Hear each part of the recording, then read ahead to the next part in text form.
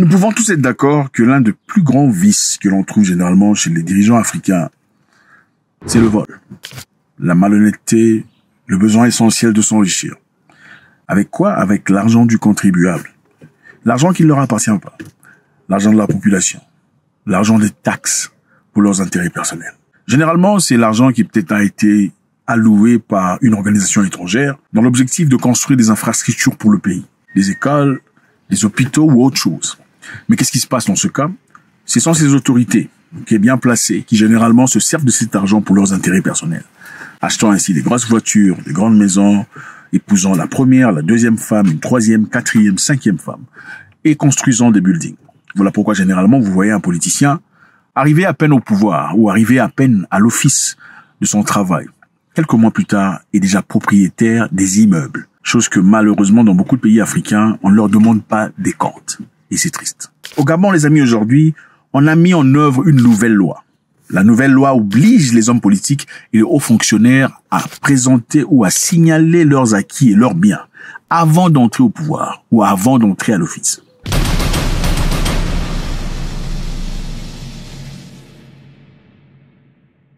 Avant de travailler pour le gouvernement, vous êtes sous l'obligation de présenter ou de signaler ce que vous possédez comme éléments. Combien de maisons vous avez, combien de voitures vous avez, combien d'argent vous avez, combien de parts vous possédez, dans l'objectif de créer une certaine transparence et une clarté dans ce qui est financier dans ce pays. Congratulations, on va acclamer pour le Gabon. Félicitations. Je sais pas, peu importe ce que vous ressentez pour le président Oligui, Brice, venu au pouvoir par force. Généralement, on aime la démocratie, n'est-ce pas? Mais on se pose la question de savoir est-ce que la démocratie est la seule façon de diriger de manière logique et propre une nation? Y a-t-il pas certaines personnes, certains leaders qui sont arrivés au pouvoir par la voie difficile, c'est-à-dire par les armes, qui ont pu finalement faire des choses incroyables pour le pays? Point d'interrogation. Le gouvernement gabonais a mis en œuvre une nouvelle loi obligeant les hommes politiques et les hauts fonctionnaires à déclarer leurs avoirs, sous peine d'emprisonnement pour ceux qui ne respecteraient pas cette loi. Ces mesures s'inscrivent dans le cadre, évidemment, des efforts visant à lutter contre la corruption et à accroître la transparence et à rétablir la confiance du public dans le système politique. Rétablir la confiance du public dans le système politique. Je pense que c'est un élément très clé, un élément très important. Rétablir la confiance du public dans le système politique. Pourquoi on rétablit? On rétablit seulement ce qui a été coupé, ce qui a été interrompu, ce qui a été dérangé, ce qui a été brisé.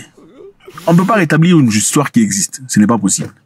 On ne peut que rétablir un système, un courant, un flot qui a été coupé ou dérangé.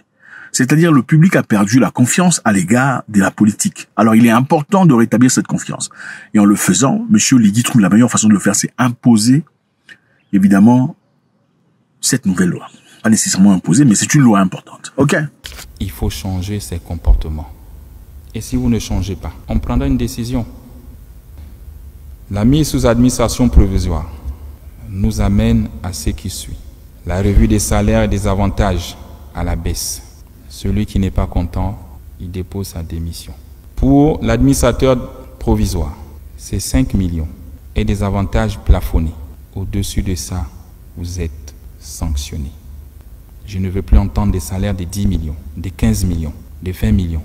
C'est fini. Donc, est-ce une bonne chose ou pas? Il est manifeste que l'une des raisons principales pour lesquelles, en Afrique, dans certains pays africains, tout le monde veut devenir politicien. Prenons République démocratiste du Congo. La majorité des jeunes veulent devenir politiciens. Jetez un coup d'œil sur X ou Twitter. Non, on préfère dire Twitter. La majorité des jeunes font des commentaires politiques. C'est seulement la politique. On ne parle que de politique. La grande majorité de personnes, au lieu de vouloir se créer une carrière ailleurs, dans l'ingénierie, dans autre chose, ils ne veulent pas faire ça parce qu'ils ont compris que l'une des seuls moyens sûrs de se faire de l'argent en RDC, c'est la politique ou devenir pasteur. Pour se faire de l'argent rapidement, surtout depuis Kinshasa, c'est la politique ou devenir pasteur, l'église. Alors, combien de pasteurs vous aurez? Beaucoup de pasteurs. Autant il y en a ceux qui sont là pour des bonnes raisons, il y aura manifestement des personnes qui sont là pour les intérêts financiers. De même pour la politique. Autant il y en aura, en tout cas très peu, qui sont là pour des bonnes raisons. La grande majorité sont là parce qu'il y a des facilitations, il y a de l'argent qu'on donne à gogo, il y a des avantages, il y a des gens qui viennent à peine et le lendemain, voilà, on construit des immeubles. Et personne ne leur pose la question. C'est quand même triste de voir parce que dans certains pays, l'Afrique du Sud par exemple, la population a le pouvoir de venir à la maison d'un chef ou d'un politicien pour lui poser des questions, pour lui demander de rendre des comptes. Comment ça se fait que tu es à peine arrivé et maintenant tu as des immeubles? L'argent vient d'où? Bah, les Congolais n'ont pas les tripes pour faire ça. Ils ont trop peur. On dit que c'est la chance. Ah, c'est Dieu qui lui a souri. Son moment de gloire est arrivé. Dans une démission personnelle totale, incroyable, incapable de poser la question à un politicien, de dire, répondez-nous, messieurs, comment ça se fait que vous avez maintenant 17 camions? Parce qu'on vous voyait ici triste et malheureux. Il faut un niveau de masculinité pour le faire. Rentrons dans notre histoire. Au Gabon, on va demander aux gens, enfin, il n'y a pas que le Congo, il y a plusieurs pays. Au Gabon, il faudrait signaler, et on parle seulement du Congo parce qu'il traverse un moment difficile. Au Gabon, il faudrait essentiellement signaler ce qu'on a comme possession avant de faire office de sa mission. Alors, on le fait pour quel objectif? Le gouvernement a adopté cette loi qui oblige les politiciens en particulier, ceux qui occupent des postes de pouvoir élevés, de déclarer leurs actifs. Cela inclut des propriétés, les investissements et toute autre forme de richesse. Le fait de ne pas déclarer ses actifs pourrait entraîner des conséquences judiciaires, notamment une peine de prison. Ne pensez-vous que l'Afrique, dans toute son entièreté, a besoin de ça? Une peine de prison pour tout élément, tout agent de l'État, toute personnalité publique politique qui ne déclare pas ses effets au préalable au gouvernement. Parce que malheureusement, nous avons des pays riches, mais la population est toujours pauvre. Et il n'y a qu'un groupe de personnes qui, apparemment, semblent acheter des terrains, bâtir des maisons, avoir des camions. C'est quand même un peu incohérent. Ne pensez-vous pas qu'il serait essentiel que chaque pays africain, aujourd'hui, adopte cette loi? Une loi qui obligerait à chaque personnel, chaque public servant, servant public, servant de l'État, de déclarer ses éléments, déclarer ses biens, déclarer ses actifs, ses acquis, déclarer ses propriétés, investissements. On va essayer de voir un peu qui est Monsieur Oligui. Monsieur Oligui, c'est le dirigeant du Gabon actuel. C'est lui. À son arrivée, il a imposé des choses très intéressantes, bien qu'il ne soit pas arrivé par la voie démocratique. Au nom du peuple gabonais et garant de la protection des institutions, avons décidé de défendre la paix en mettant fin au régime en place. Il a pris le pouvoir après que Monsieur Ali Bongo eut voulu passer encore une fois dans son poste présidentiel, après une troisième fois. Les résultats des élections qui étaient vraiment discutables. Alors c'est à partir de là qu'on lui a demandé, non monsieur, non, vous ne rentrez pas au pouvoir. Regardez monsieur Ali Bongo. Ça c'est monsieur Ali Bongo avant le pouvoir. Il était tombé malade. Il a eu un stroke. C'est quoi stroke en français? Accident cérébral, c'est ça? Accident vasculaire. Monsieur Ali Bongo. Regardez comment il est.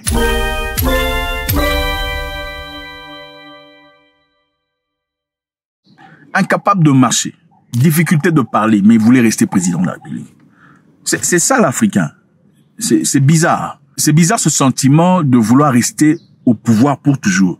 C'est ça cette cupidité, cette envie, ce besoin essentiel de demeurer, pour toujours régner. C'est incroyable. On ne comprend pas que le système est démocratique. Ce n'est pas un royaume. Après que son père fut président pendant 41 ans. 41 ans au pouvoir. Vécu toute sa vie dans l'opulence. Incroyable. Mais bon, pendant qu'il y a d'autres Gabonais qui traversent des moments absolument difficiles, leurs parents ont souffert, eux continuent de souffrir à cause des errements du passé effectués par son papa. Monsieur Ali Bongo voulait rester au pouvoir. On lui a dit cette fois-ci, monsieur, non, ça ne se passera pas comme ça. Désolé. Son épouse, son fils, j'étais en prison. Pourquoi? Accusé de corruption, de blanchiment d'argent et beaucoup d'autres choses. La corruption a gangréné le régime d'Ali Bongo et Sylvia Bongo était l'un des acteurs principaux de ce système de corruption politique, de prédation de la chose publique. Elle a sa place dans la prison centrale de Libreville. Elle n'ira pas dans les prisons européennes parce qu'elle a contribué également à la violation des droits de l'homme. Ils sont en prison jusque-là. I'm Ali Bongo Ondimba, President of Gabon. And I'm to send a message to all the friends that we have all over the world to tell them to make noise. For the people here have arrested me and my family. My son is somewhere, my wife is in another place. C'est l'effet de monsieur Brice Aligui qui a mis la pression. Je sais que je ne dis pas son nom correctement, mais excusez-moi, c'est ça. Alors, à l'arrivée du dirigeant gabonais, voilà ce qui s'est passé. Il a été très clair dans son discours. Vous ne voulez pas votre salaire en tant qu'agent de l'État, vous démissionnez. La revue des salaires et des avantages à la baisse. Celui qui n'est pas content, il dépose sa démission. Il n'y a pas de négociation, il n'y a pas besoin de vous supplier. C'est aussi simple que ça. Vous ne voulez pas votre salaire, vous démissionnez. Vos histoires là de finito, c'est fini. Mettre fin aux petites combines entre copains des coquins. Je crois que ça a lancé un message très clair au vu du monde. Bien qu'il y ait beaucoup de personnes qui sont contre lui, beaucoup de personnes qui n'aiment pas le voir au pouvoir parce que d'après eux, c'est un marionnette de la France.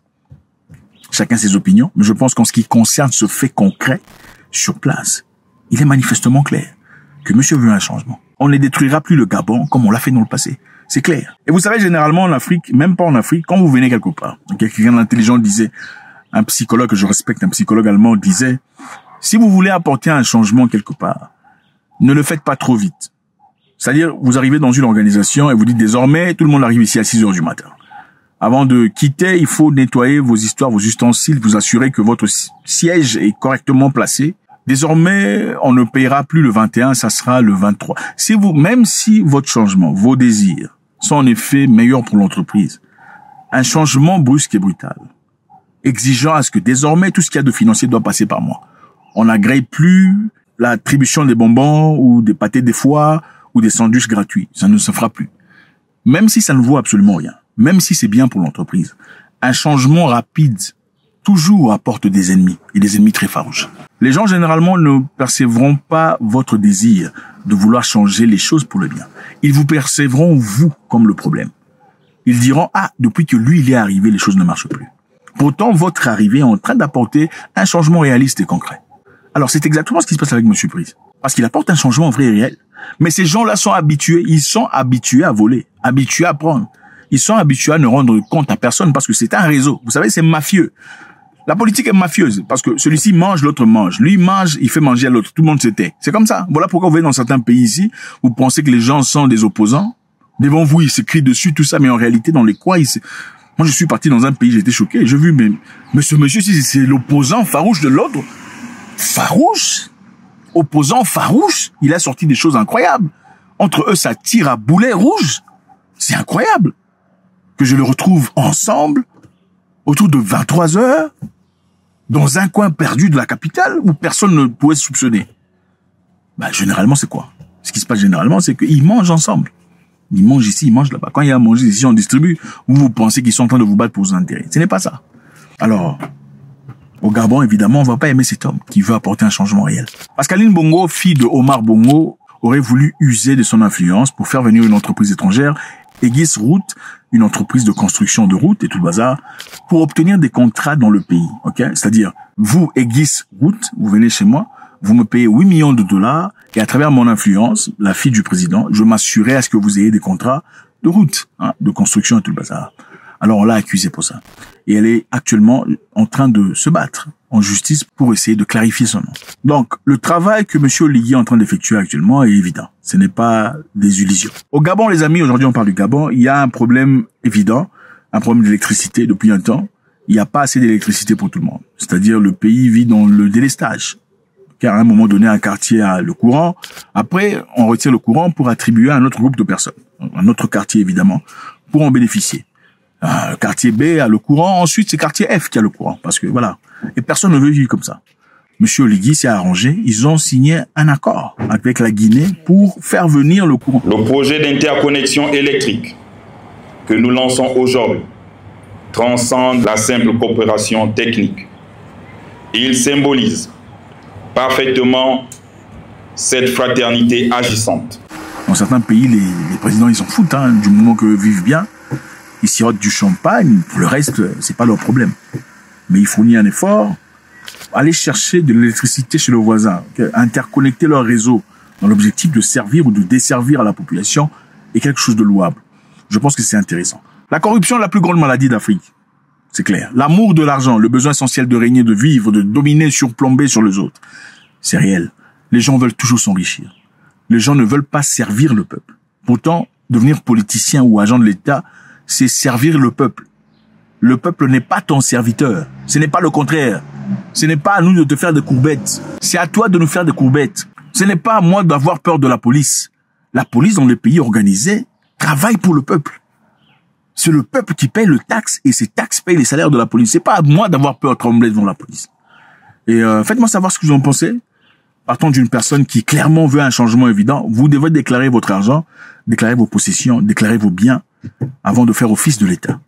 Sinon, vous risquez la prison. D'ailleurs, récemment, beaucoup de personnes ne le font pas, puisque les gens, enfin, beaucoup de personnes sont jusque-là dans cette demande, et on leur a dit, on leur a rappelé, vous risquez la prison à cause de ça. God bless.